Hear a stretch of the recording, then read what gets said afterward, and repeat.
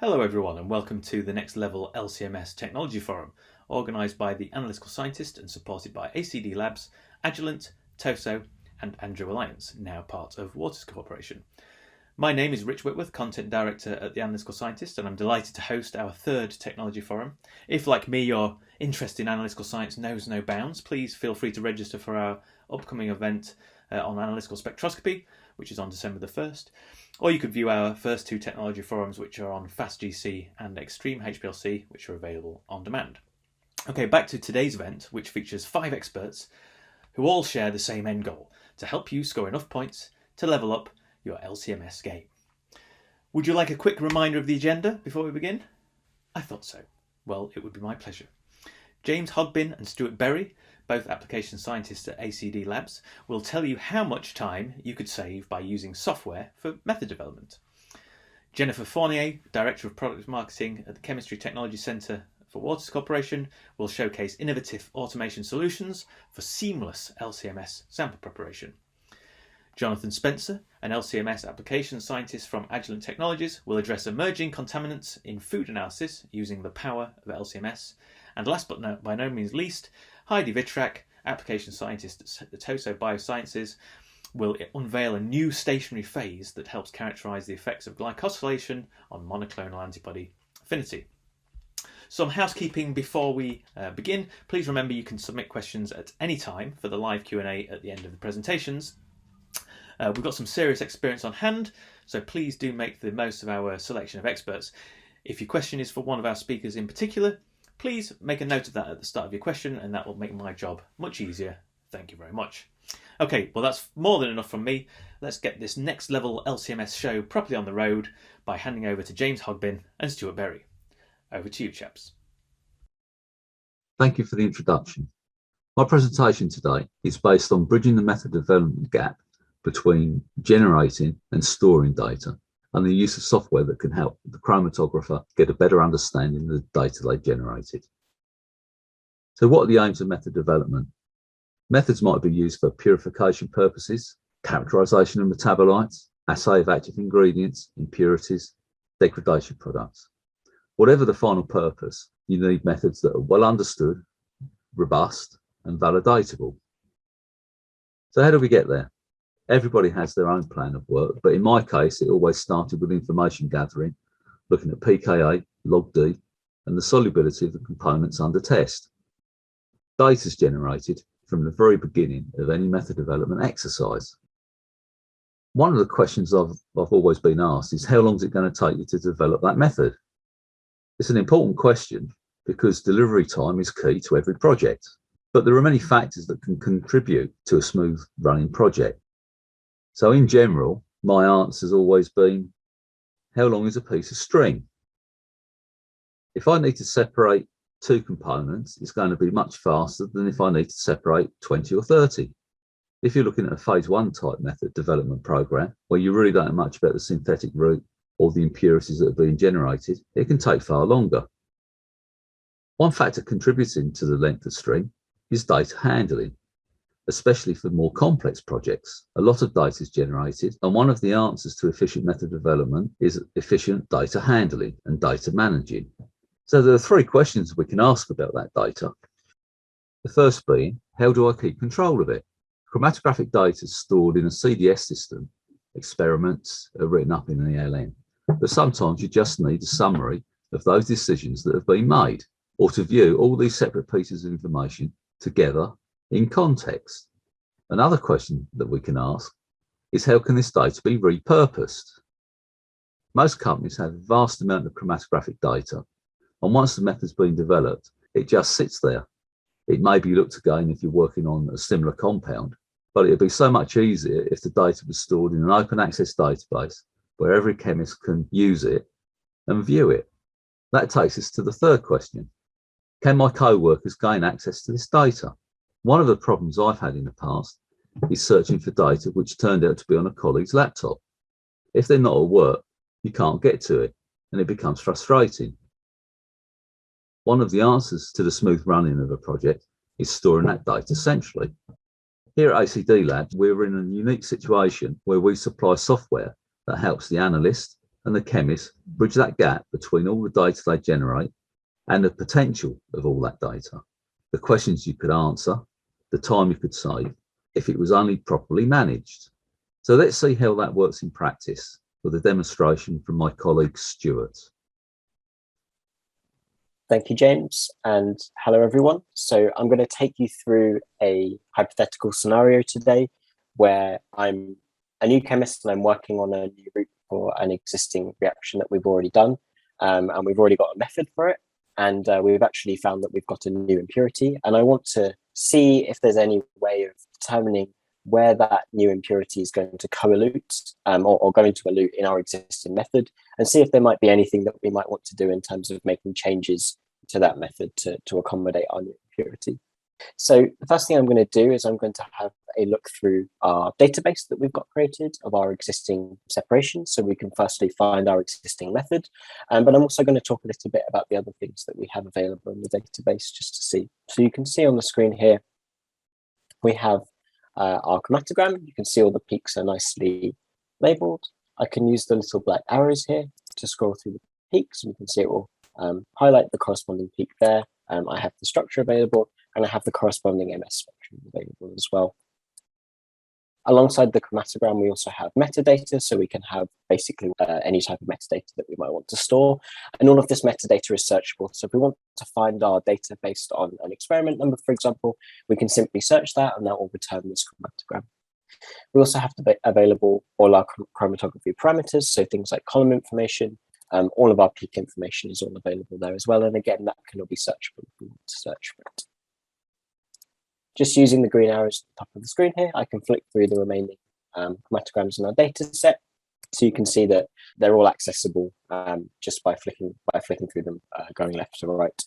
So what I'm going to do now is I have the structure of my new impurity that I've found, and I'm actually just going to search to see if that impurity has been found before in our database. So I can just switch to ChemSketch, and my structure is already drawn here. And what I can actually do is I'm going to do an exact structure search to see if that structure has been found in my database. And what you can see here is it says that it's not found any hits. So we know that this structure is new, that we haven't found it before. I can then have another go, and I can have a look to see if any similar structures or any substructures of my new impurity have been found in my database. So what I can do is go back to ChemSketch, and this time I'm going to do a substructure search. And what that will do is that's returned me that I found one hit. So there is one structure in my database which actually matches the substructure of my impurity. And when I press OK, what that will do is that will bring me to that particular chromatogram. And you can see my substructure has actually highlighted in blue here. So this is one of the big advantages of linking structural information to your peak information, so that it's easy to look up when you have a new structure that you may have identified where have similar things been seen before. In this case, what we've done is we found our chromatogram of interest, and what we want to do is we want to now see if we can do some simulation work on this method to see if our new substructure or a new structure that we've identified as our impurity is going to interfere with this existing method. So what I can do is I can simply double click this chromatogram. That will load it up into Spectris Processor, which is our data processing application. From here, if we wanted to, we could interrogate the data a little bit further. So for example, we can zoom in on peaks. We can see all of our individual peaks are listed at the bottom of the screen, and I can scroll through them and it will highlight the corresponding peak that I'm looking at in my table, and I'll view the structure in more detail on the right-hand side here as well. What we're actually going to do is we're going to take this chromatogram into our LC Simula application, and we're going to begin to do some retention time prediction for our new impurity. So what I can do is I can go to the Tools menu and then transfer to LC Simulator, bring all of that chromatographic data into our simulation mode. And what I'm going to do is I'm going to queue up to do a prediction, because what we want to do is we want to predict the retention time where our new structure is going to elute, and see how that might interfere with our existing method. So what we have now is the chromatographic parameters from our previous chromatogram are all brought through into the data input box. You can see here we have our peak names, and when I click on them, the corresponding structures will be revealed at the bottom of the screen. We have our existing retention times and our existing peak information, so things like peak width, the area of the peaks are all listed. If I click on the HPLC parameters tab, it will also bring through things like the chromatographic parameters. So what phases we're using, things like flow rate, our gradient, column information is all available there as well. So what we're able to do in LC Simulator is we're able to actually build a prediction equation where similar structures could then be added, and we can see where they're going to elute using that same method conditions based on the equation that we build for our known experimental data. If we did have known experimental log P or log D values, we could input them at this stage for our various structures. But if we don't, we can actually use ACD Labs' PhysChem prediction tools to actually predict the log P or log D for these structures, and it will actually use that in the prediction equation. So what we've done here is we have to specify the prediction parameters that we want to build the model for. So in this case, we're doing reverse phase chromatography. We're going to use log D in our prediction equation because we're working at pH 4.2. And we're also going to use molar ratio, molar volume, and molecular weight as well in our prediction equation. So what I can do is I can click calculate. What that's going to do is that's going to build a model, and the model is built here. So we have our retention time specified. We have some corrective factors and the calculated log D for those structures. And the model will then allow us to predict retention time for our new impurity. We also have information about standard deviation for this particular model, and we have an R number as well. Once we've done our prediction, I can actually click in my new calculated column. So you'll see the calculated retention time for these structures is now available. And what that will do is that will give me a graph of experimental versus calculated retention time for each of the structures in our existing chromatogram. So you can see the graph is available here. If you have some outliers that are not particularly desirable, we can actually remove them from the model just by simply clicking them. In this case, I'm going to leave everything in. So what I can do now is I can press OK. Just recalculate the model there. And what that will do is that will bring the chromatogram, our original chromatogram, into LC Simulator, and it will also give us this resolution map. So this is a graph of resolution as a function of pH. So one of the other things that you can do in prediction mode is you can tweak the chromatogram a little bit. So you can tweak the method a little bit and see how that might alter the resolution of your data, which you can then go back to the lab and then use to optimize your separation. In this case, what we need to do is we're going to add our structure of our impurity that we'd done our search for earlier. And we're actually going to predict where that structure is going to elute on this particular chromatogram with these conditions. So what I can do is I can jump to ChemSketch. My structure's still drawn there. And then I just need to click this optimizations button. And what that will do is that will actually calculate the log D for that structure. And it will place it on the chromatogram where the prediction equation is actually predicting that that structure is going to elute at. What you can see in this case is actually our structure that we're predicting for is not going to interfere with our existing method. So that's a good thing. And you can see our resolution map has changed slightly as well.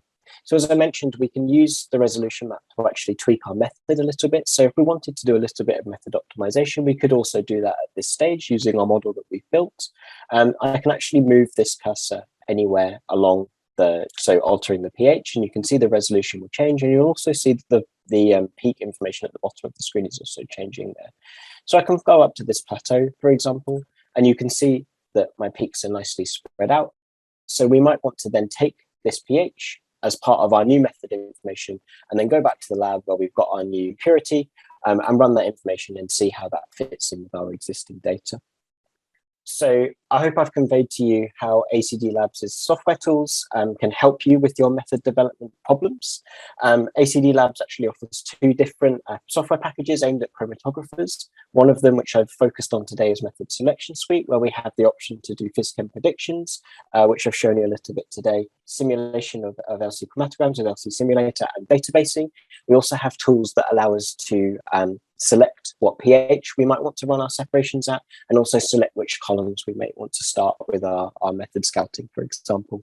We also offer a more all-encompassing package called Autochrome, which is a project management-based tool, which will actually allow you to run your method development process from start to finish using a QBD strategy-based tool. So with that, I'd like to say thank you very much for your attention, and James will take your questions. Thanks so much, James and Stuart. A 2-for-1 deal if ever I saw one. Great insight into how to maximise efficiency gains from software. Next up, we have Jennifer Fournier from Waters Chemistry Technology Centre, who will automatically make your sample prep woes disappear. Jennifer, the virtual podium is yours. Hello, my name is Jennifer Fournier, and I am the Director of Product Marketing for the Chemistry Consumables organization here at Waters Corporation. And I'm here today to talk about innovative automation solutions for seamless LC-MS sample preparation. The modern laboratory has a wide variety of different challenges today. Reproducibility and accuracy is essential, and this is now essential not only between users, but also between laboratories on a global scale and different sites. Method development and validation is equally important, making sure that we have quality and that it's into our design and transfer of all of our protocols.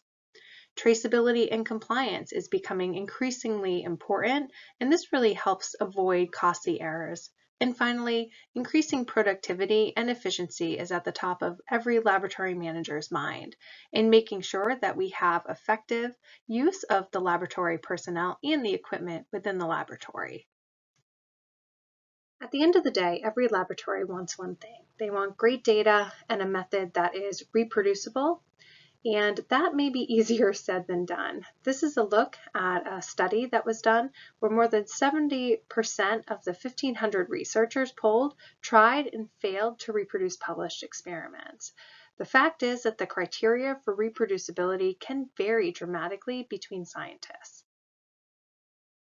And this reproducibility challenge is astonishing, considering over 80% of laboratories operate in regulated SOP-driven environments.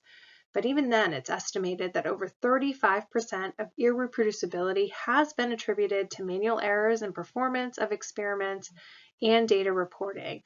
And what is that cost of these errors? Well, it's estimated at about $28 billion in terms of having to repeat experimental work.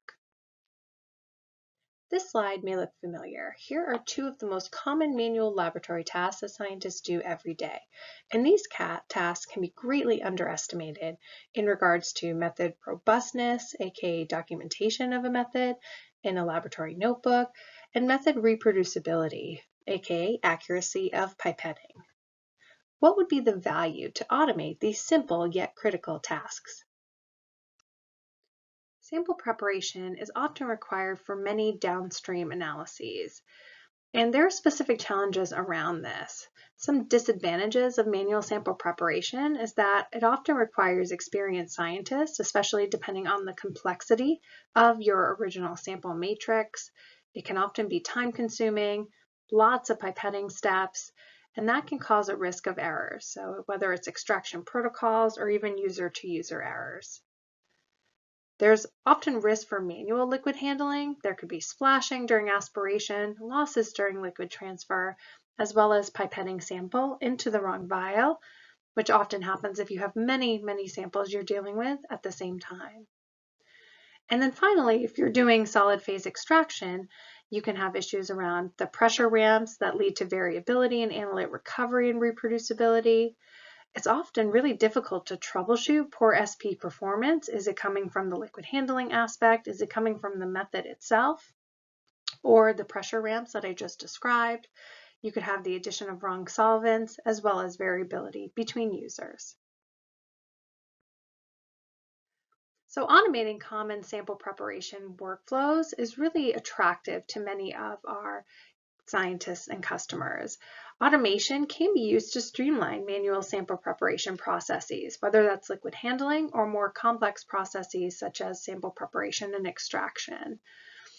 And this can lead to a lot of advantages, such as higher throughput, increased interest in automation workflows, reduction of error, and ensuring analytical performance.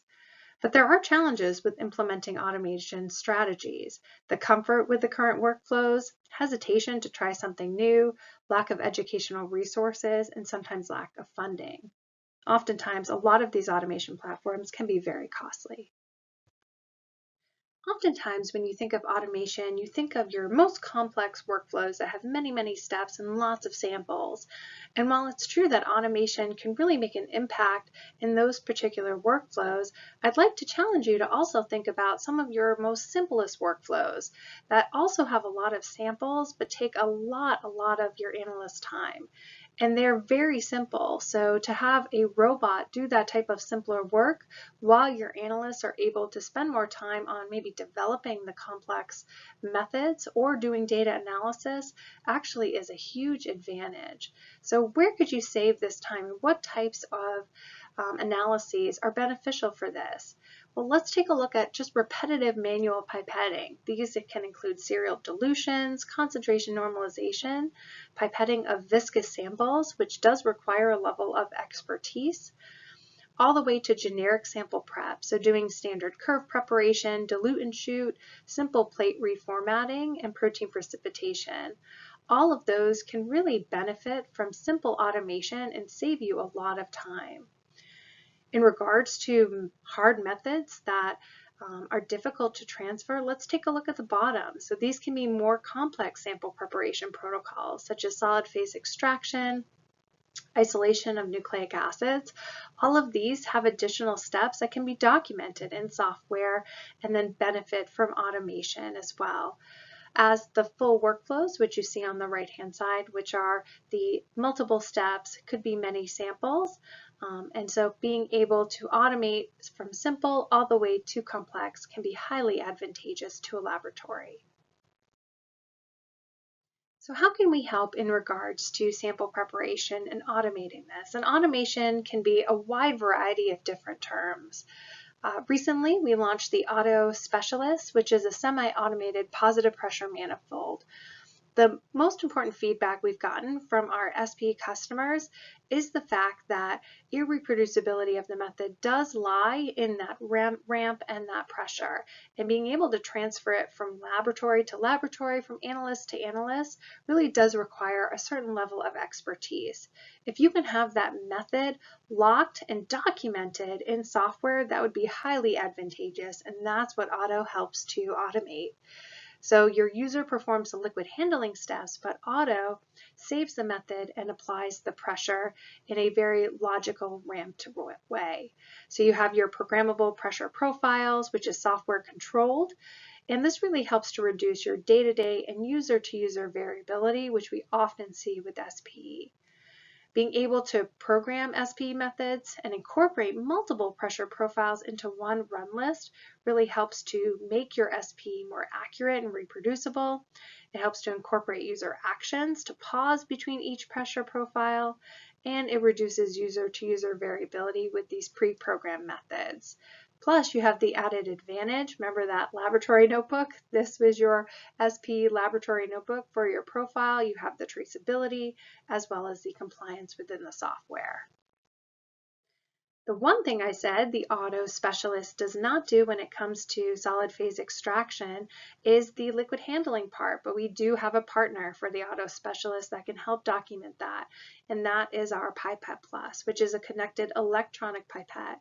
It's controlled using a OneLab software, which is free. You can download it now if you went to andrewalliance.com. And what you're able to do is really document and keep track of all of the liquid handling steps that you're able to do with the Pipette Plus and Auto through your SP method. So it's really the first step towards SP automation. We combine the user-friendly manual pipetting of Pipette Plus and the Auto Specialist to help document your positive pressure profile, and OneLab helps guide you through each of your liquid handling steps. Both are really compact. They have small footprints. They're easy to install. You don't need a lot of bench space. Most can fit into fume hoods, and more importantly, the software is really easy to learn and use. Now, tying it all together and automating some of those really simple general liquid handling steps, such as concentration normalization and serial dilution, which is a lot of manual pipetting, but also it's a lot of math and it's a lot of keeping track of samples when you're doing those analyses, all the way up to incorporating some automation with sample preparation and more complex protocols. That solution we have for you is Emr Plus. So you'll see that it's a great partner to Pipette Plus. It uses the same pipettes, but now what you're doing is you're automating it on an arm. So the Emr Plus is your arm, and it's automating that liquid handling in combination with connected devices, which are like the Vacuum Plus manifold. So you're really able to go and use this robot from simple all the way to more complex automated protocols. So you can have the guided protocol with Pipette Plus to fully automated pipetting. You use the dominoes, which are customized to fit your consumables. And we have a catalog of over 200 dominoes now. We continue to grow out that portfolio. It actually has one of the most largest dynamic ranges of any of the pipetting solutions on the market. So we go as low as 0.2 microliters all the way up to 10 milliliters. And again, we have a wide range of connected devices depending on how complex you want to automate. So it could be heating, shaking, vacuum, or even magnetic bead prep as just a few examples. And all of these methods are documented in the OneLab software. So I showed you that laboratory notebook of someone writing down all of the steps, and then you have to take that laboratory notebook and reproduce that method. Well, you don't have to worry about that anymore. You can think of OneLab as your electronic laboratory notebook. So all of your method information, all of the user actions, you can even input videos on how to do it. All of that can now be documented in OneLab within your method. And it's very easy to transfer methods between devices as well as between users as long as they have OneLab. It also has the audit trail traceability, which ensures compliance similar to the Auto Specialist. So unlike many automation platforms on the market today, Emr Plus prides itself in its flexibility. So I listed a lot of the different common laboratory tasks a couple slides ago. Well, here's how you can change Emr and its deck layout really easily to perform all the way to your left, which is your most simplest deck layout for serial dilutions as an example, all the way to the far right where you're adding on additional connected devices and dominoes to be able to do some of your more complex laboratory tasks. So it's one robot. All of the dominoes that you see within the 3 deck layouts are magnetic, and Andrew in OneLab will actually tell you where to put everything when you're doing your method, and you just easily swap them in and out. And again, we continue to grow our Domino and Device Plus catalog depending on what we get asked and what our customers are doing. So this is a platform that can really grow with the needs of your laboratory. One of the key aspects of that reproducibility crisis really lies within the method and how well that user documented all of the steps within that method. Oftentimes, if you've ever inherited a method from a colleague, they're not going to write down all of the different caveats of how they pipetted, or maybe what was their pressure profile of their solid phase extraction method. And so it's really important in these details to achieve that reproducibility. So OneLab helps to do that. You have these digital protocols through the connected lab devices that really enable standardized workflows throughout an organization. So you're not only capturing your method through OneLab, you can add as many details as possible, but it's not transferred to another human necessarily. It's transferred to another robot who speaks exactly the same language and does the same things as the original robot that completed the method. You have the ability to have user and lab management to ensure only the most appropriate approved procedures are utilized, and then the software guided protocols and automation really ease this workforce training. At the end of the day, we want to help bring all of these pieces together. I talked today a lot about the reproducibility crisis, but also making sure that your sample preparation protocols are documented, you're creating efficiency, even from the most simple tasks all the way to complex workflows like you see here. And then we help partner with our separations and detection with our systems and our column chemistries for really easy to deploy and operate methods, because you can have the best sample preparation, but you need to ensure that you also have good methods to be able to separate and detect. And then with informatics support on the back end, you have a complete system solution. So in summary, automating sample preparation workflows provides a lot of value, especially when it comes to LC and LCMS workflows. You're looking for reproducibility between assays. You want to make sure you minimize error and have easy deployment, especially those more complicated workflows. Ideally, if you have comparability between manual and automated sample preparation, you have more confidence in your results. At the same time, you're improving your laboratory productivity. You're having happy scientists and lab managers because you're getting reliable sample preparation protocols and you don't have to repeat results. And overall, it's something that's simple and easy to use, so you can deploy it right away and you have the walk-away time. So hopefully you enjoyed this presentation and learned a lot, and I look forward to taking questions. Excellent. Thank you, Jennifer. My question, how long before automated sample preparation is the only sample preparation? But I'm sure you've got your own questions, so please remember you can ask questions of any of our speakers by simply clicking the appropriate button. Our fourth presenter, but third presentation, is from Jonathan Spencer, an LCMS application scientist from Agilent Technologies, who will explore how to leverage the power of LCMS to tackle emerging contaminants in your food. Okay, thanks for that introduction, and thank you everyone for joining me for today's presentation, Emerging Contaminants in Food Analysis. My name is Johnny Spencer, and I'm an LCMS application specialist here at Agilent. And in today's presentation, we've got 15 minutes. I'm going to be quite ambitious. We're going to try and cover 3 different areas of emerging contaminants in food. We're obviously not going to go super in depth. What we're going to do is just try and get an idea of the basic requirements for each application. What are the main challenges that we might face with these applications, and how can we address those challenges? So let's get straight in with the first application, per and polyfluoroalkyl substances, or PFAS. So PFAS are a wide range of synthetic chemicals that have a lot of interesting uses in a variety of industries, and that's because of their properties. They can act as surfactants, and they have very high stability. Because of their stability, they're very persistent, both in the environment and in the body. And unfortunately, exposure has been linked to adverse health effects.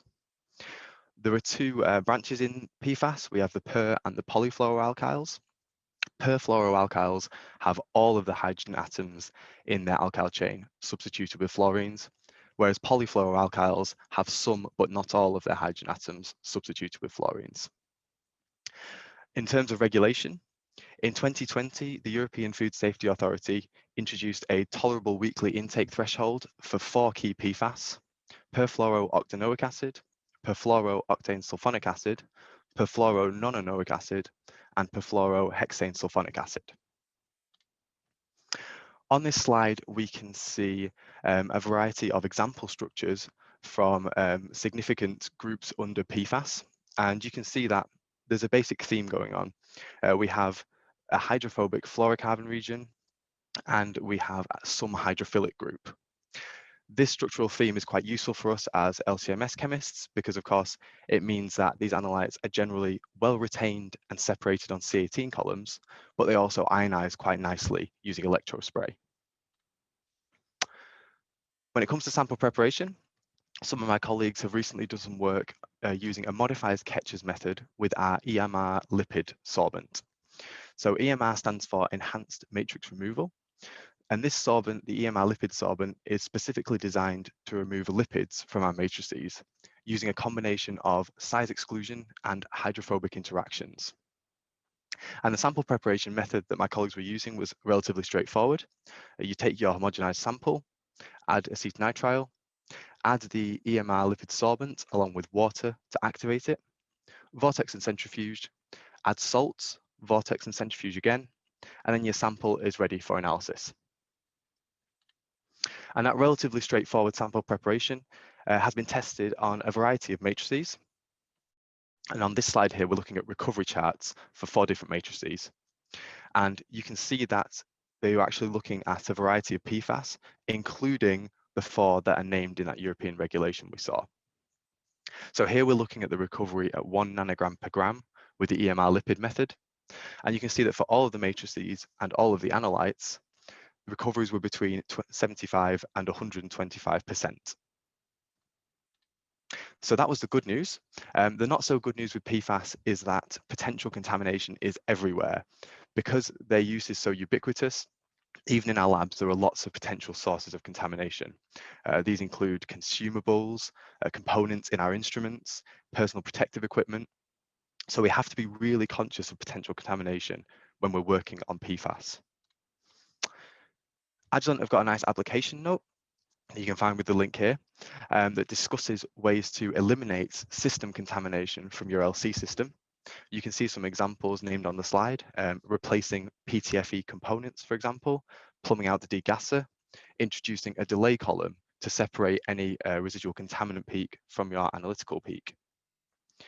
And more recently, Agilent have released our PFC-free HPLC conversion kit. This is a kit that contains everything you need, plus a guide to modify your LC system in order to eliminate PFAS contamination.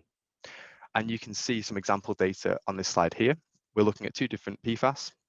And on the top row, we have what should be blank injections using an LC that hasn't been modified. And you can see that we still have peaks for both of those analytes. When the LC is modified using the PFC-free kit, you can see that that background contamination has been eliminated. So this contamination issue with PFAS is manageable, but you do have to be conscious of it if you're working on PFAS. Let's talk about the next application, chlorate and perchlorate. Chlorate is a pesticide that has been associated with health problems, particularly when infants are exposed.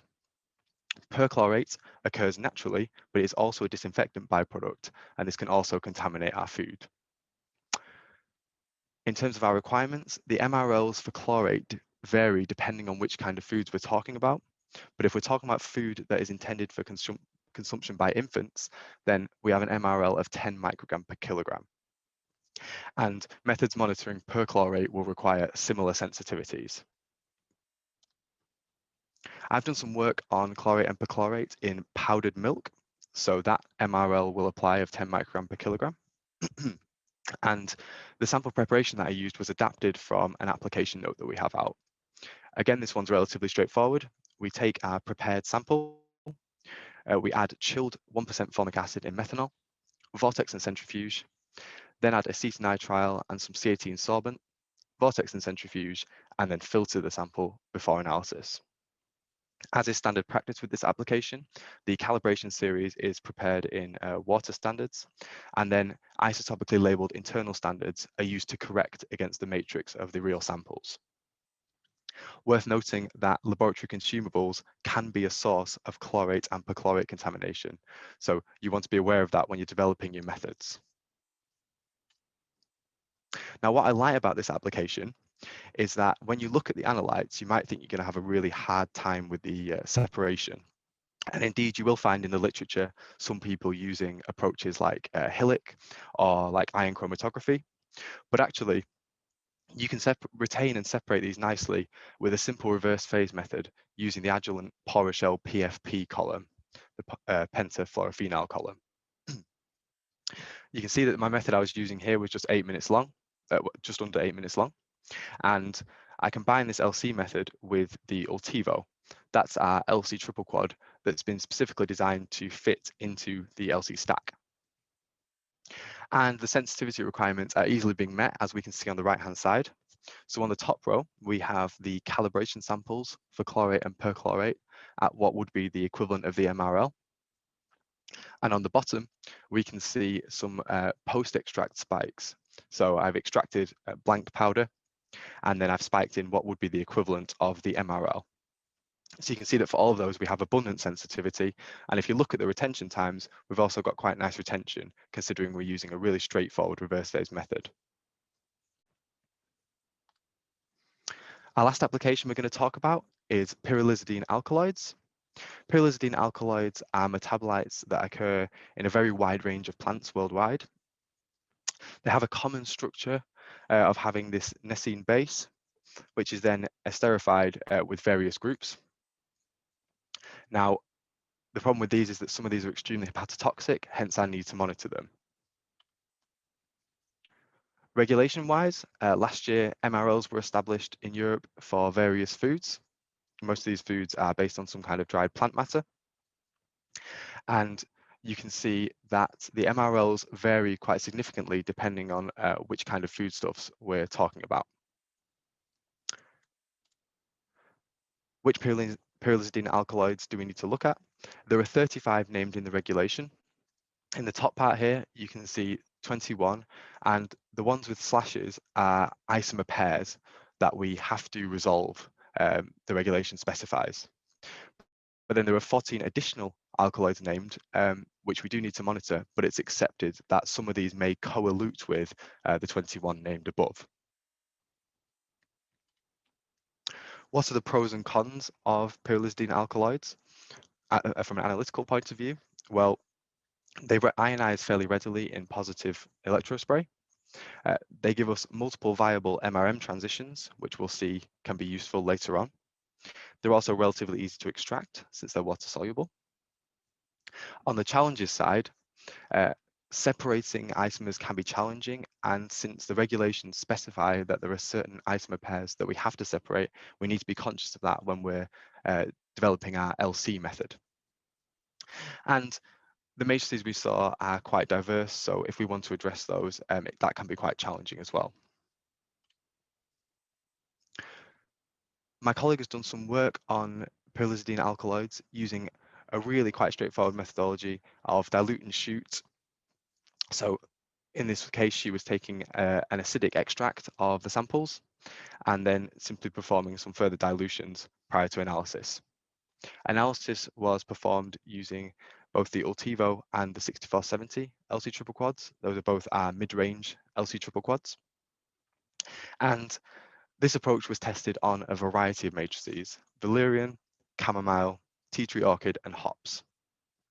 And the sensitivity results of that work are summarized on the right-hand side here. So here we're looking at the MRLs, which are some MRLs. Those are then divided by 35 to get the individual MRLs for each Prolisidine alkaloid named. And you can see there are a couple of yellow boxes. The yellow boxes mean that using this approach, you can't quite meet each individual MRL, assuming that they're all there at their MRL level. But you can see for the vast majority of those some MRLs, we can meet the requirements using this very simple approach of just dilute and shoot and our mid-range performance triple quads. Let's look in a bit more detail at the matrices. So on this slide, we're doing a comparison of two different matrices, hops and valerian. Now, these are undiluted crude extracts. So these aren't necessarily what you would be running on your instrument, but it's just to give us an idea of the variety we see. You can see that the interference profiles for these two matrices, when we're looking at monocrotaline transitions, they're totally different. And the effect of that as well is that when we look down the different spiking levels, we would have different levels at which we can actually reliably detect these.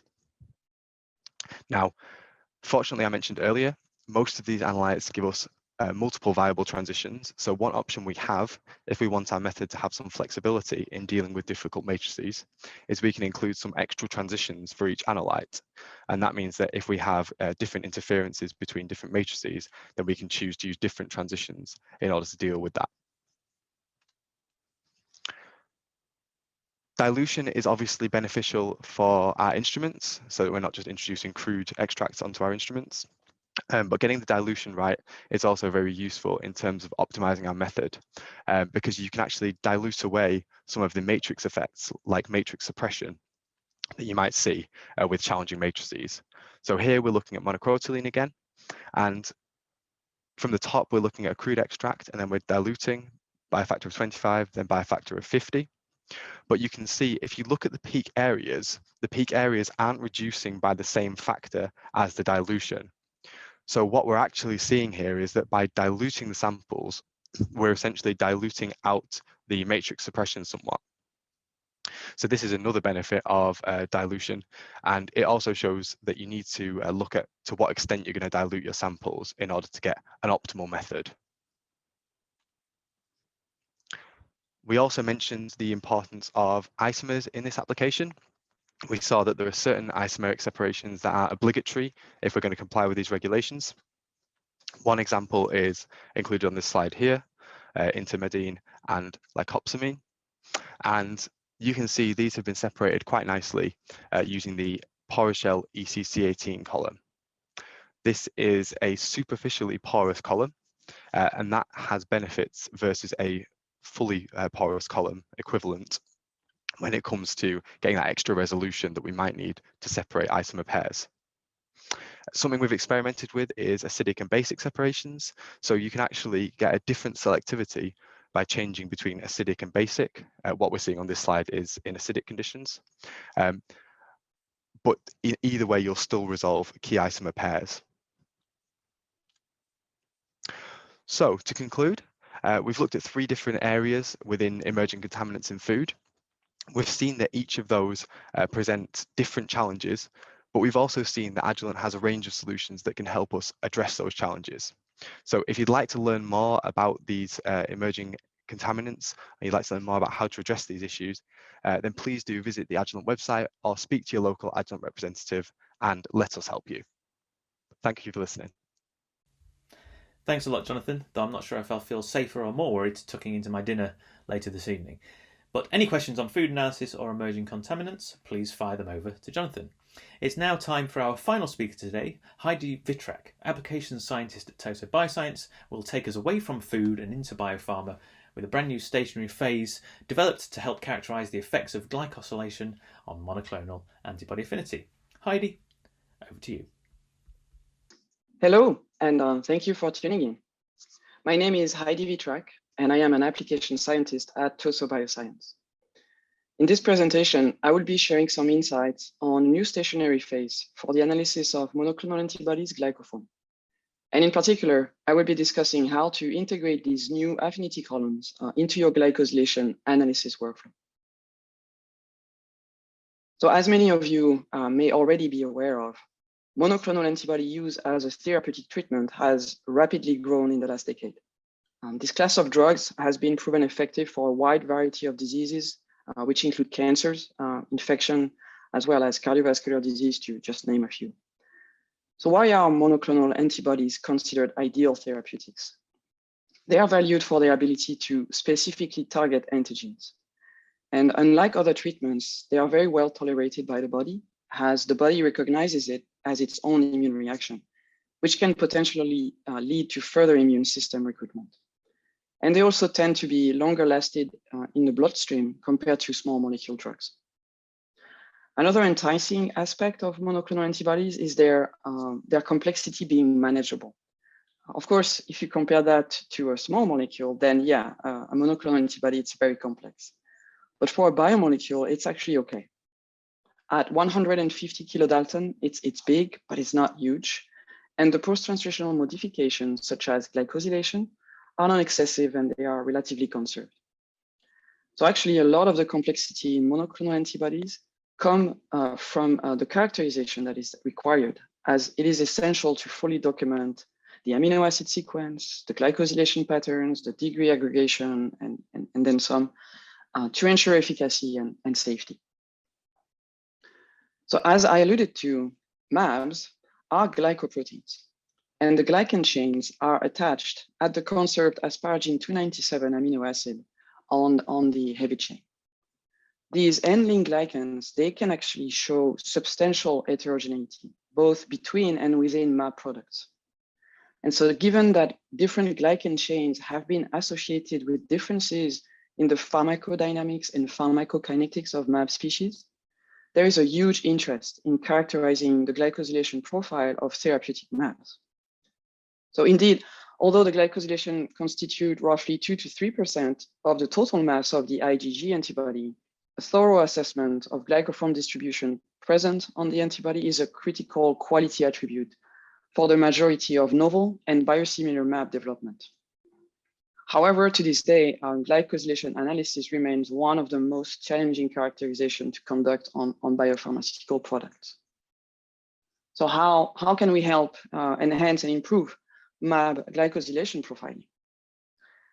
So affinity chromatography is often the capture method of choice in a platform purification process for antibodies as well as other biomolecules. And so with respect to antibody purification, the choice of the affinity column ligand depends upon which part of the antibody is intended as the binding site.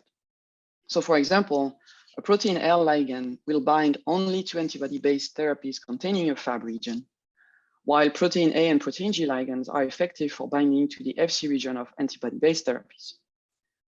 But although protein A and G, they interact with the Fc region, these binding interactions, they are not influenced by variations in the N-glycan structure. And so affinity ligands that bind near the hinge region of the mAb, such as Fc receptor-based ligands, they exhibit differential binding behavior among mAbs with different glycan structure. And this can be leveraged to separate mAbs with distinct glycoforms. And so Toso Bioscience has introduced two columns with the same Fc gamma 3A affinity ligand, an analytical column, the TSKGL FCR3A NPR, and a semi-preparative column, the TSKGL FCR3A 5PW, which is capable of binding up to milligram quantities of mAbs. So when you analyze a mAb on a TSKGL FCR3A NPR affinity column, the column yields multiple discernible peaks during dilution using a linear pH gradient. Multiple peaks are anticipated for this separation, and they are due to the heterogeneity in the attached ending glycans, with the number of peaks determined by the complexity as well as the diversity of the glycoforms. And even further, the composition of the N-glycans directly impacts binding affinity to the FCR R3A ligand. And so this opens the possibility to actually correlate the dilution profile that we observe with the biological activity, such as antibody-dependent cell-mediated cytotoxicity, also known as ADCC activity. So when it comes to measuring ADCC activity, the used techniques are quite time-consuming. They can be expensive, and they very often suffer from poor reproducibility. So instead, we propose that separation with the FCR3 ligand can rapidly yield data with high precision and reproducibility that can be correlated with ADCC activity. And so how do we know that? How we know that we can actually do this correlation? We actually validated that longer retention on this column positively correlates with ADCC activity by conducting activity measurement on the various fractions that elute from the semi-preparative 5PW column. The take-home message here is that with the example of rituximab glycoforms, the glycoforms contained in peak 3 exhibit higher ADCC activity than any other peak fractions, including the original material. So this validates that the glycosylation profile found under the later eluting peak is the most desirable variation with regards to product efficacy. So as I mentioned earlier, glycosylation analysis remains one of the most challenging characterization of mAbs. And so it can be achieved through various analytical means with many tools available to address different questions in glycan analysis. I will show you here some results that we have obtained using native ESIMS technique, a very nice and powerful analysis. And this is due to recent advances in analytical method and instrumentation. And this has led to a growing use of top-down native ESIMS for the characterization of recombinant mAbs. So here I will be presenting how ESIMS can contribute to your mAb glycosylation profiling when you are using the FCR3A affinity columns. So first I will start with some inline native ESIMS analysis. So when you conduct intact mass characterization using MS, you can obtain structural insights into your biopharmaceuticals of interest, such as mAbs. And this can be done with minimal sample handling and short analysis time. When you apply that to mAbs, MS can provide you with the ability to determine molecular weight and structural integrity, as well as various post-translational modification, such as, you guessed it, N-glycosylation. So what does the data generated actually look like for our NIS mAb? Using the MS detection, as presented here with the total ion chromatogram or TIC, the TSKGL FCR3A NPR affinity column yields 3 main peaks during the elution using the linear pH gradient. And so for each peak, we were able to detect a monomeric map displaying high quality Gaussian charge state distribution, which are representative of its native fold, and with detectable charge states ranging between 24 plus to 29 plus, as it can be seen here on the M/Z spectrum. Then moving forward, to determine the intact protein mass values, which are also called zero state charge, from the previously seen pseudomolecular ions, one must use the convolution of protein charge states, which is now achieved with the help of data processing software packages.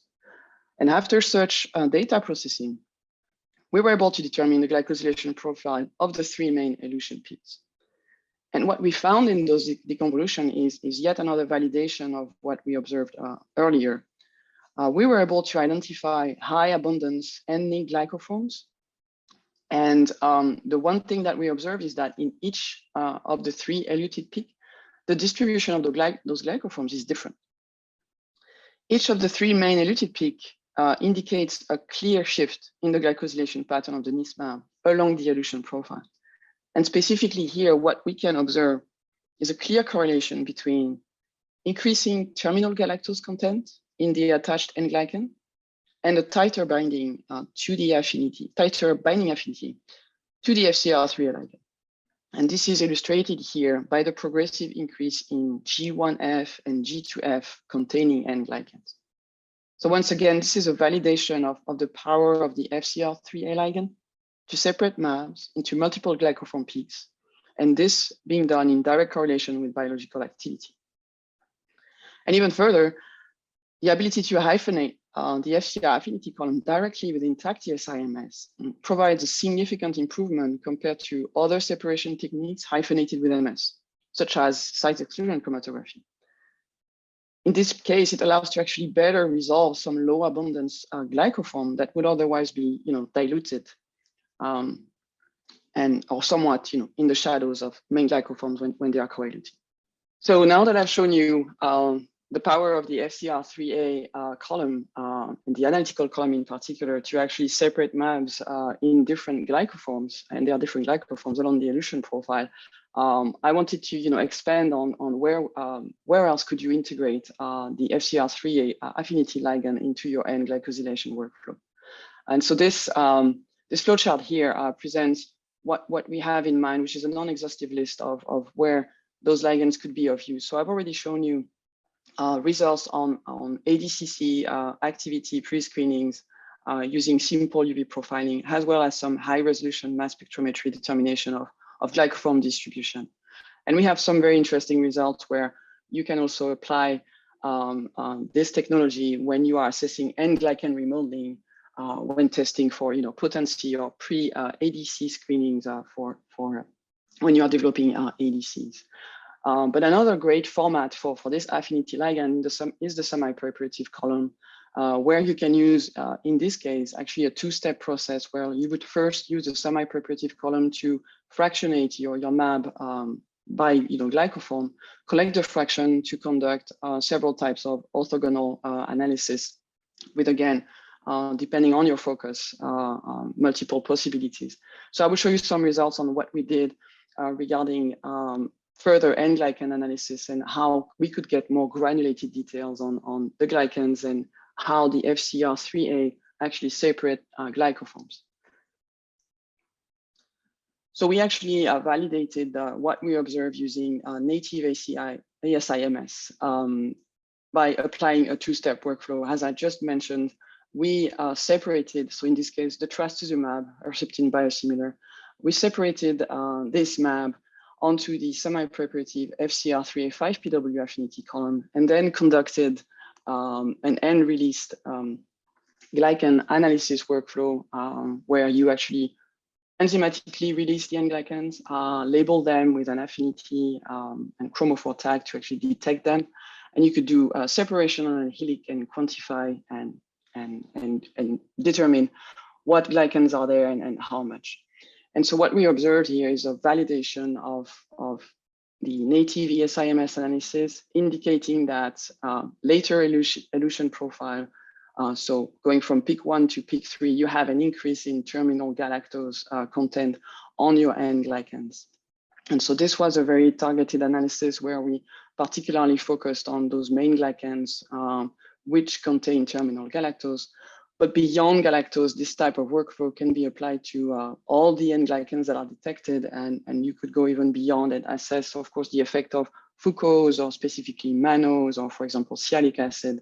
And what we have observed is that we can validate and obtain more granulated details on how the FcR3a ligand actually separates those various glycoforms and distinguishes end glycan features, which can be very powerful, once again, if you want to focus on biological activity and really correlate things and separate certain glycoforms in a more effective fashion.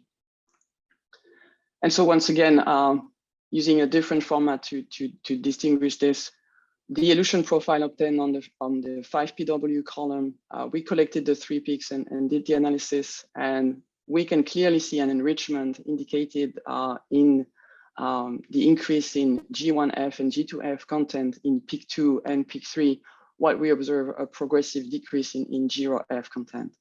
And so we can do this type of analysis for galactose, but again, for other sugar features of your end glycans, allowing you to really dissect in granulated details the effect of end glycans on your biological activities.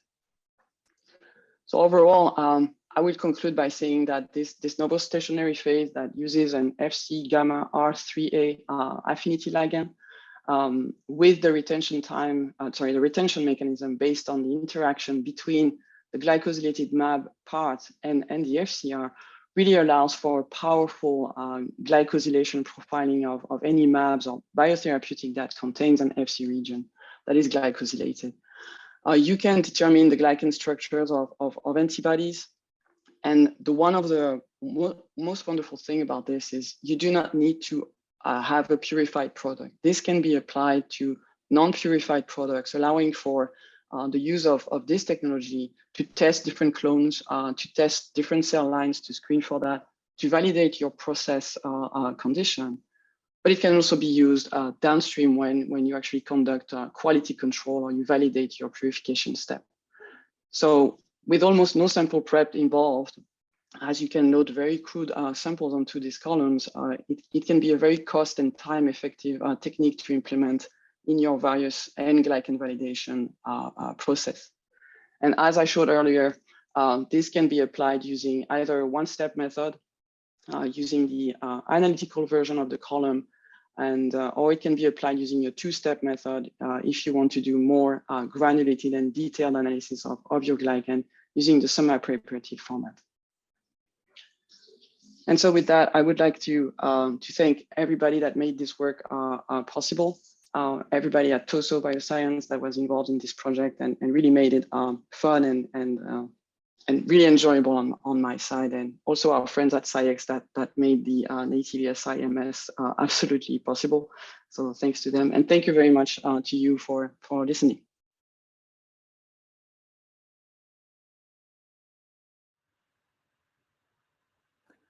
Thank you very much, Heidi. Good to see column manufacturers paying full attention to the needs of specific communities there. It's now time for our live Q&A session. We've got 4 experts on the line, ready, willing and able to answer your questions. We covered quite a wide range of topics there. So please do use this opportunity to ask our experts. And presenters, are you all? I can see all of your faces, so hopefully you're all ready to answer a few questions. Stuart, you've been sitting there for quite some time as the first presenter, so let's kick off with a question for you, if I may. Let me see. So one question, they say, can I use the simulation software to optimize method conditions without using structures? Yeah, absolutely. So what I showed in the presentation today was prediction mode. So we're looking at retention time prediction, building a model using structures. But we also have the ability to build other models, basically simulating whatever conditions you want. So we can do gradient optimizations, gradient temperature optimizations, and even 3D optimizations as well with something like gradient temperature and pH. So yeah, all of that's available within LC Simulator. Fantastic. Thanks, Stuart. A question now for Jennifer, I think, yes. They ask simply, can samples be tracked in OneLab? Hi, Rich. Thank you. Great question. So the short answer is yes. I mean, essentially, OneLab creates an electronic record of your experimental audit trail. And most of our users of the Andrew Plus platform are in compliant, regulated environments. So that is really critical for them. We've actually made a lot of advancements this year in regards to OneLab. We have regular updates. For example, just in March, we released OneLab 111, which added new permissions around archive data. It gave additional platform administration, user leverage. There was transparent protocol versioning. E-signatures was an example, as well as the ability to lock a protocol. And all of that is really important for these compliant type laboratories. Fantastic answer. Thank you, Jennifer. Practical question for you here, Heidi, particularly from those in the again in the biopharma community. They say, do the two different FCR3A column formats, i.e., analytical versus semi-preparative, exhibit the same IgG binding properties? Good question, I think. Yeah, that's one of our favorites, I think. Yeah, so this is one of those great questions, and the answer is no. There are some slight differences in the binding affinity that you have for each and every IgG type. However, it does bind the various types of IgG, so it's really all encompassing. The ligand does bind everything. But yeah, you would have to adjust based on the type that you would be using. Just adjust the loading, basically, how much you would load to actually get the information that you are interested in. Great, thanks a lot, Heidi. I've not forgotten about you, Jonathan, and there is a question for you here. They ask, what about solutions for food authenticity workflows? Do you have anything for us? Yeah, sure. So that's a good question. I was actually at RAFA recently, the RAFA conference for food, and food authenticity was a really big topic. So I just think that's quite a popular question. So we actually have a really nice solution currently on our 6546 QTOF instrument. So the workflow for food authenticity is really about building a model, right? A model with which we can discriminate between whichever food types from different regions, or whether they've been adulterated or not. So we of course have software with which you can develop your chemometric models. So we have our ProFinder software. That is what you would use for your feature finding. So once you've acquired your LC-QTOF scan data, you're going to do some feature finding. Once you've identified your features, you're going to take that into our chemometric software. That is our Mass Profiler professional software.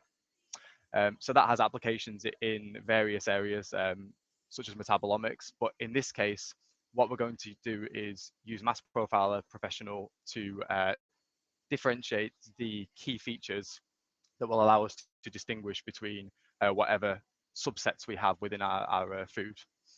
Once we've built our model in Mass Profile Professional, what's really nice about this is that we have a new software, the classifier software. Now, the classifier software lets us run our food authenticity workflow routinely. So once we've developed our model, we can actually bring that into the classifier software, and then rather than doing a very complicated analysis every time, we can actually submit samples in a very routine manner, and it just takes a couple of minutes per sample following acquisition, and we can very quickly and very accessibly see the results there. So that's a really nice, relatively new software for making food authenticity a lot more routine. An answer worth waiting for, Jonathan. Thank you very much. Okay, let's have another one for Heidi. This question could be quite confusing because I know you talked about ADCCs. This one is FCR3A Affinity compatible with ADCs analysis, which I guess they may mean antibody drug conjugate, but they may not. So I shall leave you to answer with either or question.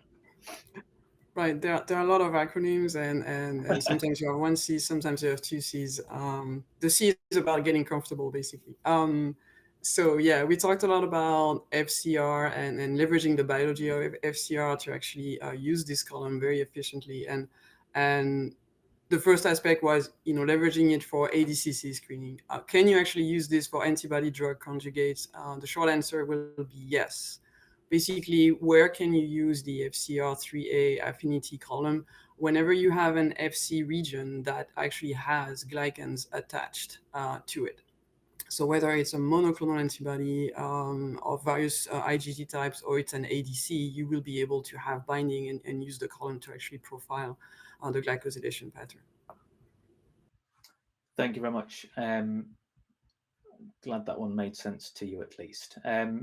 Here's another one for Jennifer, fairly straightforward one. Can you use multi-channel pipettes with Andrew Plus and Pipette Plus? Yeah, so Andrew Plus doesn't look like your typical liquid handling robot, so we often get asked this type of question. It actually uses the pipettes that you would use manually on the bench. They're actually Sartorius Picus pipettes, which may be familiar to some of our users, that are then connected so that Andrew Plus and OneLab can do that sample tracking, which was in the other question. So we have not only single channel, but also multi-channel options, just like you would have if you were doing this manually.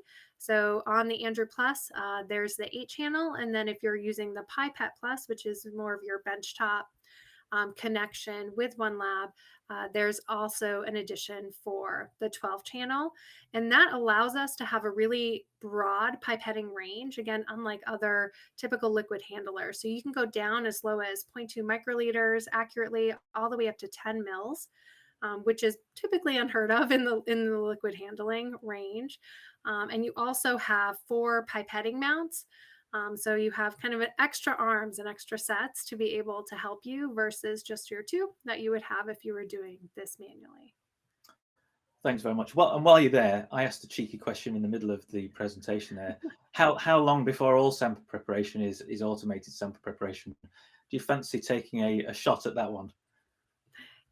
I think we would like it as soon as possible, but I think it's I thought steps, so. and it depends what you need in your laboratory. That's why, oftentimes when you talk about automation, right, our users, or even our LC and LCMS customers, you think of lots and lots of samples, right, and these big platforms.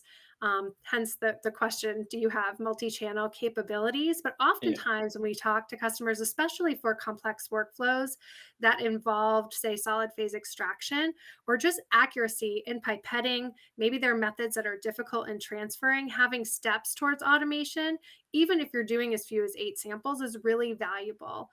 And so that's where, automation can come in regards to doing tasks like pipetting, or even just documenting what you're doing so you can transfer those methods, such as we see in the software of our auto specialist for SP, or if you're looking to transfer a method from one lab to another, even globally, right, to be able to send electronically that method to another lab is really critical to ensure that method robustness. So I think that they're steps depending on your laboratory needs and the number of samples and type of analysis you're doing. A great answer to a slightly silly question. Thank you, Jennifer. Great question. Another one has come in for you. I think, Jonathan, though, if anyone else fancies a shot at the answer, they're more than welcome. Someone knows the pain. They say reviewing high resolution screening data can be challenging.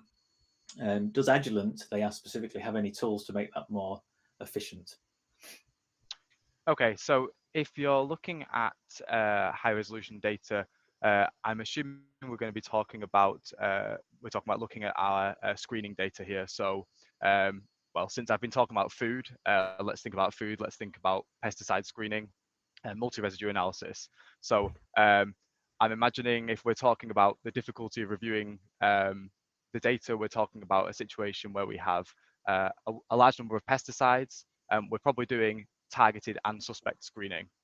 So to differentiate quickly, targeted screening is where we're analyzing pesticides that we're actually running standards for when we're analyzing our samples. Whereas if we're talking about suspect, we know what pesticides we're looking for, we have them in our databases, but we're not necessarily running a standard with every single batch. So for that situation, we have some newish software, the LC Screener, that can make it a lot more manageable to deal with this kind of data. So the LC Screener lets us review both target and suspect screening results from high resolution data, both in the same window. So it launches in our quantitative analysis software, Mass Hunter Quantitative Analysis, and you can review your quantitative results for your target compounds. But what you also get is you can look at your suspect hits, and it will actually, the software will present you with sort of the key information for distinguishing your suspect hits based on the Sante confirmation guidelines. So factors like the retention time, the accurate mass, the isotope pattern, and the coelution factor for your second ion, all those sorts of factors, they will be presented to you very accessibly for each of your suspect hits. So if you're doing screening where you're combining target and suspect, as I say, like in a food pesticide application, then using the LC Screener might make it a lot easier for you to handle that large amount of information. Thanks so much, Jonathan. I think we've got time for perhaps one more question. This is a good one. It's for you, Stuart. Being as we've got multiple vendors on the forum, they say, does it matter which instrument vendor I use to acquire my data to create a database? Not with ACD Lab software, no. So we work with, we work with all the major instrument vendors. So we can bring in raw data from all the major instrument vendors straight into Spectra's processor. You can process it in our software. We also have add-ons for all the major CDS systems as well. So your Empower, your OpenLab, ChemStation. And what we can actually do is we can bring in process data as well. So peak data directly into our software, and that can either go straight into our databases or it can go straight into our C simulator as well if you're going to do some simulation work from there. So yeah, we have the options to bring in raw or process data from all the major vendors. I'm glad you said that, a vendor agnostic end to our proceedings. That is all we've got time for. So thank you to all of our experts, not only for your presentations, but also for your excellent answers to the Q&A session. I'd like to also add a big thank you to our sponsors. That is ACD Labs, Agilent, Toso Bioscience, and Andrew Alliance, which is now part of Waters Corporation. And of course, I should also thank everyone for watching. So thank you and goodbye.